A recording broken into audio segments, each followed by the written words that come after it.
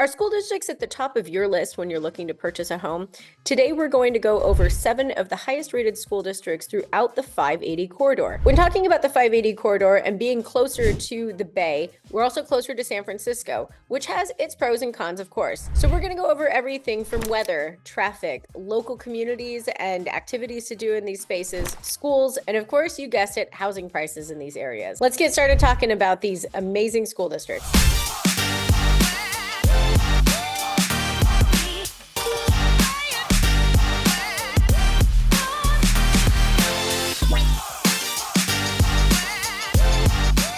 I'm Andrea West. I'm a Bay Area native and I've been a realtor since 2010. I live in the East Bay and I love living in the East Bay, and hopefully I get to show you why you might love living in the East Bay too. So whether you're looking to move in 9 days or 90 days, reach out to me. You can call, text, or email. My contact information is below, and my QR code is in my banner if you want to book a Zoom. Let's get into this. All right, so let's get into the East Bay here on niche.com. You can see here now the East Bay is kind of split from the North Bay with this delta here. So Benicia is actually technically part of the North Bay, so we're not going to cover Benicia. So let's start up here with the Albany City Unified School District. The Albany City Unified School District. It's got an A rating, A+ for academics, A for teacher, C+ for clubs and activities, A- for diversity, A+ for college prep, and a C for administration. Albany is located right next to Berkeley, a little bit further north. It's actually the northernmost city in Alameda County. It is a cute little town. It has got a really nice downtown. There's a few blocks that you can just really stroll. You go down Solano Avenue and it's really charming. There's lots of local restaurants and shops and coffee and ice cream and all that fun stuff. And they've got a great art and wine festival. I love Albany. It's such a cute town and it's got amazing schools. In terms of commutability, it's definitely more centrally located than the 680 corridor we went up. Now we're coming down this 880 corridor, closer to the water, closer to San Francisco. You can get in and out of San Francisco even with traffic in under an hour, somewhere between 28 to 55 minutes. I can tell you with no traffic, you can do it in about 28 minutes. It's really not bad. I will warn you though, there is always traffic. This little strip from Emeryville up to about North Berkeley, Albany. There's always traffic there, almost every time of the day, almost every day of the week. So anywhere in the Albany-Berkeley area, you can always depend on having traffic right here along 580 if you're in the Berkeley-Albany area. In terms of weather being more close to the Bay, Albany doesn't get nearly as hot as it does along the 680 corridor. So you're really getting more kind of average in the 80s over the summer. Sure, everywhere in the Bay can get really hot a couple times of the year, but really you're expecting kind of high 70s and 80s in the summer in Albany. Looking at the size of the home in Albany, really anything from about 1,500 square feet to 2,000 square feet is about average. And you're looking right around $975 a square foot. So compared to places in the Tri-Valley area, the La Miranda area, it's on par or on the higher end for price per square foot. So your single family home is going to cost you closer to $1.7 million, but it's going to be a little bit smaller than some of those places in the Tri-Valley, La Miranda area might have been. So looking at $975 a square foot, that puts your average sales price for a home right around $1.7 million. So that's right in line with what you might expect to pay in Pleasanton for a house probably about similar size. So Pleasanton and Albany, I would say, are similar in price per square foot and similar in sales price for the home. The difference is your lots in Albany are generally a lot smaller. Your house might be a little more compact. It might be a slightly older house as well, versus Pleasanton. Saw a lot more development kind of in the mid-century, kind of 1940s, 50s, 60s, versus Albany kind of started in the earlier 1900s and has a lot of construction everywhere from then until, later 1900s. Not as much new construction along the Bay. There's just less space. It was built out a lot sooner, way back in the early 1900s. So there's just not as much to be developing there. Right next to Albany, we're going to check out the more widely known Berkeley Unified School District. Berkeley's ratings, you've got an A for academics, A- for teachers, A for clubs and activities, A for diversity, A+ for college prep, C- for administration. So with administration being the only thing kind of weighing it down, pretty good report card otherwise. It shouldn't be a surprise to you because Berkeley and Albany are very close to each other. They bleed into each other quite frequently.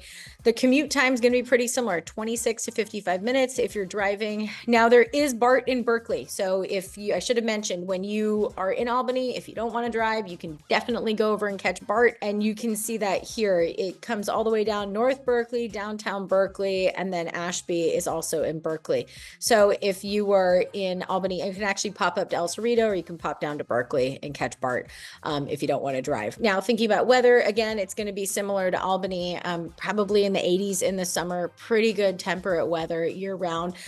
Now, if you're up in the Berkeley Hills, I should mention, now the hills are kind of a different beast altogether because it's a very different terrain. You're very up high in the hills. When we talk about weather in Berkeley, the flats can definitely be a lot cooler than up in the hills can be. Heat rises, as you know.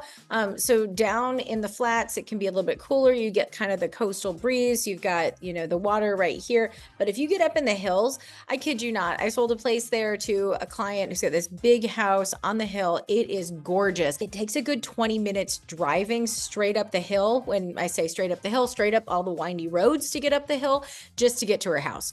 So it's out of the way. You can imagine if it takes 20 minutes to get up there, it is a totally different climate area. So if you get up in the hills, keep in mind it's going to be a good tick hotter than it is down in the flatlands. The culture of living is definitely different up there as well. Things are more scenic. It's really beautiful up there. Not to mention it's really quiet, a lot more nature. You'll see things like deer and raccoons and possums and even coyotes in some parts of the East Bay. You can definitely get a lot more nature up there if you enjoy that, if you like bird watching and you like kind of that tranquility and not hearing traffic and not being around a lot of people, and you don't necessarily need to walk to things. The Berkeley Hills are great, but definitely give a different vibe up here than they do down in the flats, because in Berkeley itself feels much more urban, like almost like a downtown. It's a city. So you've got BART, you've got lots of public transit options. It's a lot more integrated. To mention on that note of public transit, as we zoom out, these areas over here along 680, yes, they do have buses that'll get you around, but they're much more sparse and in between, versus somewhere like Berkeley and Albany, being that they are closer to city centers. They have a lot more integrated muni and bus systems. Plus they have BART running pretty frequently. So a lot of people do rely on public transit in those areas more so than here, where it's almost required to have a car. Just kind of to make a note when you're comparing along the 680 corridor over there versus over here along the 880 corridor. The cost of housing in Berkeley, and as you can imagine, it really does depend on your neighborhood. Berkeley is kind of one of those cities that has a lot more variety to it in terms of terrain, because you've got the hills, you got the flats, you got more of a city, you got more kind of like suburban feel. So it does kind of vary across the board, but broad strokes speaking, your houses in Berkeley, and again, it's a big range because if you're down in the flats, maybe closer to 1,400 square feet. If you're up in the hills, you can be 2,000 square feet plus easy, and it's not a stretch. Your average price per square foot is probably around $900 to $950 a square foot. Put your average home in Berkeley at around 1.4 to 1.5 million. Keeping that in mind, Berkeley is definitely not the most expensive on the list, but in terms of how much space you're getting for your money, it is on the more modest side. You are more centrally located. You've got a lot more amenities and options of getting around. So that's part of what you're paying for. And you're getting a smaller lot. You're a lot closer together with people, versus out on the 680 side of things, you're getting a lot more space and a lot less amenities. The city of Piedmont, the Piedmont City Unified School District, got an A+ for academics, an A for teachers, a B+ for clubs and activities, a B- for diversity, A+ for college prep, and B for administration. Now, fun little fact with Piedmont. Piedmont is this little city on the hill right in the middle of Oakland. Oakland encompasses everything else around Piedmont. So Piedmont is its own little city in and of itself. Piedmont is charming. It's adorable. It's conveniently located because it's right basically in the middle of Oakland. It's up in the hills more. So it's got a lot going for it. Piedmont also, in terms of commuting, Piedmont, you can get to downtown San Francisco very similar to like you can with Albany or Berkeley, kind of 30 to 50 minutes, generally speaking. Piedmont doesn't have a BART stop itself. It's kind of a smaller town in the middle of Oakland, so to speak, in the hills. So if you're in Piedmont, you can pop down into Oakland and go take one of the several Oakland BART stations. And give you a map here. If you're up here, you could go pop down to MacArthur, 19th Street, 12th Street, down to the lake. You could also go over into Rockridge. You could also even pop up into Berkeley if you wanted. You would not go this way. The BART map, it's not quite as effective for displaying where things are in location. But yeah, you could pop over into Berkeley or Oakland and catch BART pretty easily. Weather in Piedmont is pretty good. You're probably getting 80s in the summer, not super hot, but it can get a little bit warmer because you are up the hill. Definitely not as high as you are like up at the top of the Berkeley Hills though. Piedmont's got a really cute downtown. They've got great food, really cute, sweet little culture. As I mentioned, it's a little bit of a smaller town, kind of more in line with the size of Albany. Pricing for Piedmont. Now, Piedmont is historically a much older city. So you've got more kind of early 1900s architecture going up into mid-century. Most of the homes are between 1,900 to 2,100 square feet. You can definitely get some a little bit smaller, a little bit bigger. Average price per square foot's right around $900 a square foot. Your house is probably going to cost you $2.1 million and higher. It's on the higher end for sure for cost of housing in these different school districts. The lots there, the lot sizes are a little bit more modest, definitely not as big as you're getting in the Tri-Valley or La Miranda area. So Piedmont is at the higher end of our pricing. All right, great. Coming out of Piedmont, we're going to pop over here to Alameda, the Alameda Unified School District. Overall A, you've got academics A, teachers A, B- for clubs and activities, A for diversity, A+ for college prep, and a B for administration. Alameda, like I said, I live here. I'm partial. Pretty awesome. The weather is super. In the summer, yeah, we can get some hot days in the 80s. It's hit over 90 a handful of times. I've lived here in 5 years. Really not very often, maybe once a year, twice a year, but really not very much. So checking out Alameda here, being that most of it is an island, we also have Bay Farm Island here. Both encompass Alameda and both encompass the Alameda Unified School Districts. Weather in Alameda is pretty great. It gets in the 80s in the summer on a hot day. I've been here 5 years. It's maybe on a handful of occasions in total ever hit over 90. Trust me, when it does, the whole bay is feeling it. Everyone is super hot if it's getting over 90 in Alameda because you're surrounded by water. You're an island. So it helps keep the climate down. It helps bring in that coastal breeze.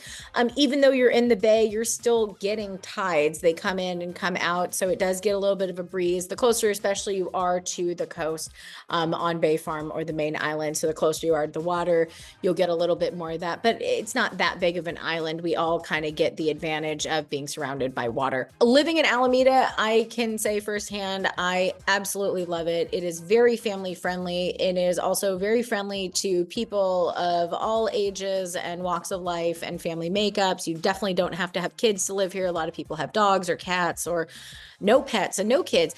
And it's so much fun. There's 2 downtowns. There's Webster and Park Street. It's just such a great place to be. And the schools are fantastic. A lot of people love living here for the schools, in addition to having so much to do. It's a really good food and beverage scene as well. Really great. There's a lot of wine bars and cocktail bars and a lot of really good food here in Alameda. So a lot of people find a lot of things to do without even having to leave the island. That's one of the fun things here. In terms of commuting, if you were to drive, and I've done it, typically I can get from my house to downtown San Francisco in about 20-25 minutes if there's no traffic. If there's traffic, yeah, 45, 50 minutes. Sometimes it can get a little bit more than that if it's really backed up. A lot of that comes on the bridge. So you're not getting the traffic that the folks up in the Albany, Berkeley area are getting along 580. You're getting more traffic getting on and off the bridge here from 880. The other thing with Alameda is you're so close to BART, you're so close to Oakland, you can take BART. There is the Fruitvale BART over here. There's a few BART stops over here around the lake. Check out over here. You've got 12th Street, 19th Street, and MacArthur. There are buses that take you, from Alameda to the BART. You can also, of course, bike or drive. My favorite way to get off the island if I'm going to the city and I'm not driving, I love taking the ferry. If you can catch a direct ferry from Seaplane or from Harbor Bay over here, it takes only about 20, 25 minutes. You're not dealing with traffic. You're not dealing with, getting on and off BART and all that kind of stuff. I really enjoy the ferry. It's nice, fresh air. If you take the Main Street ferry, it will stop over in Jack London. So it's a little bit longer on that one, but still a really nice ride. So definitely a big advocate for taking advantage of the ferry, being that we're on an island over here. In terms of cost of buying a home here in Alameda, the homes here, Alameda was really developed a lot in like the late 1800s, early 1900s. So there's a ton of development around that time. Then in the mid-century, they actually expanded the island. They added landfill. So there's a big surge of mid-century homes, kind of 1950s and 60s as well.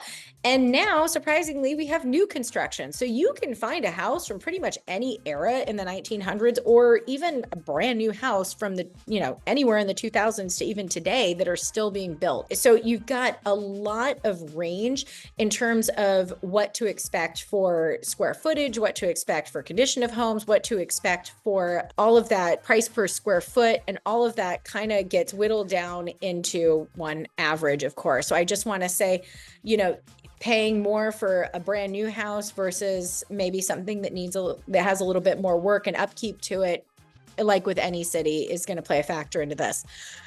So on average, recent data says that average single family homes sold around 1,900 to 2,100 square feet at around $850 a square foot.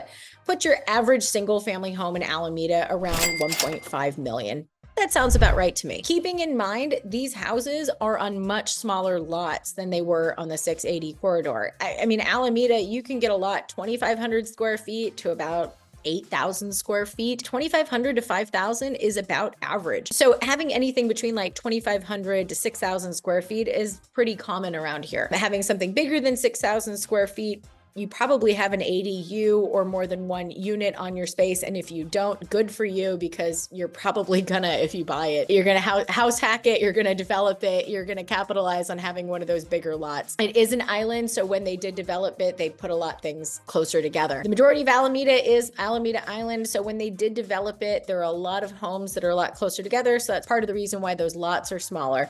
So keeping that in mind when you're looking at your price per square foot as well. We're gonna go check out Castro Valley. Now, I love Castro Valley. And a lot of people love Castro Valley for the schools. It's got an A in academics, A for teachers, a B for clubs and activities, A for diversity, A+ for college prep, and B- for administration. I've had a good number of clients looking in Castro Valley for the schools. My clients out there love living there. It's a great location. It's got a very charming feel to it. Castro Valley is very spread out. It's a valley. So it's a very suburban sprawl sort of feel. To give you the vibe, here's kind of the sprawl of it. And then you're surrounded by, you've got Lake Chabot over here, which is beautiful. People love going up to the lake. You can take the kids, you can go rent a boat, a pontoon or a little kayak or something. You can go hiking. And then you're just over the hill from the Dublin Pleasanton area. So Castro Valley, you're really in a good situation. You're not quite over the hill. You're not further for commuting. Weather-wise, you're closer to the water. So it definitely does get warmer in the summer because you are more inland than, say, like Alameda or Berkeley are, but it's not going to get quite as hot as the Dublin Pleasanton area does. In terms of commuting, it's going to take you about 40 minutes without traffic and about an hour and 10 with traffic. So slightly less than like the Pleasanton Dublin commute would be, but definitely more than like Berkeley or Alameda would be. And looking at the housing prices in Castro Valley. So Castro Valley is more kind of like 1950s architecture. architecture. There are definitely some homes from the earlier 1900s, but you see more, there was a lot more development in the 50s, 60s, 70s. So the housing is spread out throughout the 1900s. I would say your average home size is probably around 1,600 to 2,000 square feet, and about an average price per square foot of around 700 to 725 a square foot. So that puts your single family homes in Castro Valley around 1.1 million. And Castro Valley is actually slightly less expensive than Livermore on price per square foot and overall sales price, keeping in mind the lots in Castro Valley are a little bit smaller. And it's just really going to depend a lot on where in Castro Valley you are too. And there's people have a lot of hype on their preference of elementary school. A lot of people really prefer Proctor. Some people don't have as much preference. That's going to play a lot of factor as well into, where you're buying your house and what your expectations are for price per square foot. If you want to be in that more coveted school, you'll end up paying a little bit more price per square foot, as with anywhere. So Castro Valley has a lot of variety between like hills and flatlands throughout town. Definitely varies a lot in the neighborhoods. So, just depending on which school you end up wanting to go to and depending on what you end up buying, your average house probably around 1.1 to 1.2 million. Definitely can go up from there.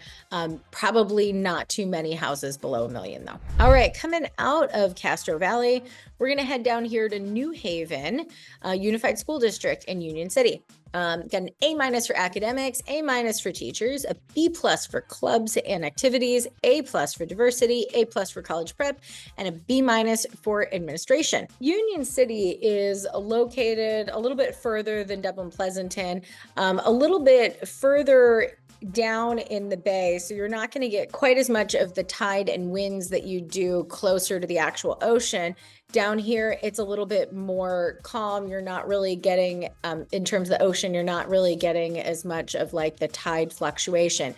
So Union City does tend to get a little bit warmer, as does, the Hayward area and down into Fremont. So Union City can definitely get up into the 80s and 90s in the summer. Definitely not going to be as hot over here as in the valley, because once you cross that kind of mountain range, it gets a lot warmer. It's also located in between Fremont and Hayward, both also really big suburban cities. And if you were to drive from Union City to San Francisco, driving, it would take about 40 minutes without traffic, about an hour and 20 with it, in line with like Castro Valley in terms of commuting, or maybe even like Pleasanton. Union City is also right in between two bridges. You've got the San Mateo Bridge and then the Dumbarton Bridge.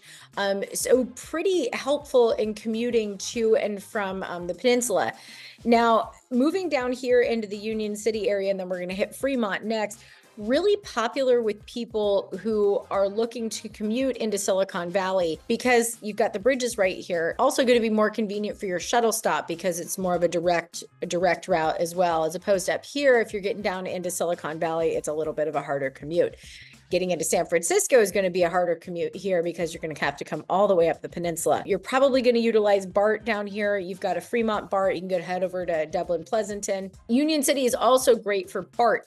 You've got a Union City BART. You can head off also up into Hayward or Fremont if for some reason Union City one is less centrally located for where you're living. So very good for commuting down in the Union City area. Union City has, it's kind of a more spread out suburban area, very lovely city. And as I mentioned, right in between Hayward and Fremont, so there's a lot of options, really good food, really nice family friendly city. The housing in Union City, kind of similar to Castro Valley. You've got some from the early 1900s and a lot from kind of the mid 1950s. So you've got, housing all throughout the 1900s there. So if your house you're kind of expecting is about 1,500 to 1,900 square feet, you're looking around $896 a square foot. So that puts your average single family home around 1.5 million.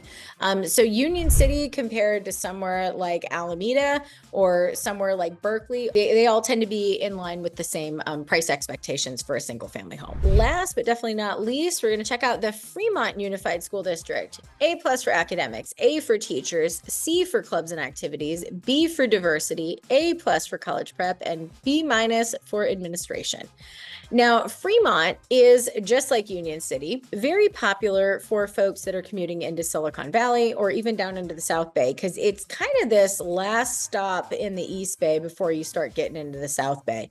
So, you've got the Dumbarton Bridge, you've got the San Mateo Bridge, and then you have BART as well. As we were looking at earlier, you can take the Fremont BART, and then you can take BART down into the South Bay now, which is really awesome and exciting, or you can take it back up into San Francisco. If you're going to drive into San Francisco, it's going to take you about 50 minutes with no traffic, about an hour and a half with traffic. That sounds right. So, most people do end up BART or shuttle if they can help it. But of course, you're welcome to sit with me in traffic and do the driving thing. Fremont has got a super cute downtown. I love Fremont. We went and did the Niles Canyon train about a month ago with my kid. Had such a fun time. It's this historic train that runs all throughout Niles Canyon. Really great through the holidays. They have Santa come and have really fun activities for the kids. Very family friendly, great parks, great outdoor space, really good weather. It does get a lot warmer down here. It's going to be similar to Union City, even maybe a little bit hotter because you are further away from the bay. You can see this is kind of developed marsh more than anything. So you're not getting kind of those coastal fluctuations that you're getting up in here more. So it is a lot warmer in the summer. You're going to hit 80s or 90s. It's going to get quite warm, but definitely not as bad as further inland. Looking at pricing in Fremont. So again, Fremont's going to have stuff from the early 1900s and then all throughout the 50s, 60s, 70s, kind of mid-century as well. You're looking your average home size about 1,600 to 1,800 square feet, but your price per square foot is going to be on the larger side. It's going to be about $1,100 a square foot. So that's actually the highest price per square foot that we've seen of all the cities in the East Bay for the school districts. That's going to put your single family home price around 1.8 million. It's definitely not the most expensive single family home price, but it is the most expensive price per square foot. Part of that is because it does have smaller lots and smaller homes. Yes, you definitely can spend a lot more money for a house in Fremont in line with what you would spend in Alamo, but the size of your house you're getting and the size of your lot are definitely going to be more on the modest side compared to somewhere a little bit further in the Valley or Tri-Valley or San Ramon Valley area. Thanks so much for joining me today on this fun East Bay tour of these 7 school districts. I'm Andrea West. I'm a Bay Area native. I live in the East Bay, and I'm here to help you with your home search anywhere in the Bay Area. So whether you're looking to move in 9 days or 90 days, I'd love to hear from you. My contact information is below. You can call, text, or email anytime, and I have a QR code in my banner if you want to book a meeting with me. I know Bay Area real estate from both sides of the bridge, and when you work with me, your goals are my business. Till next time.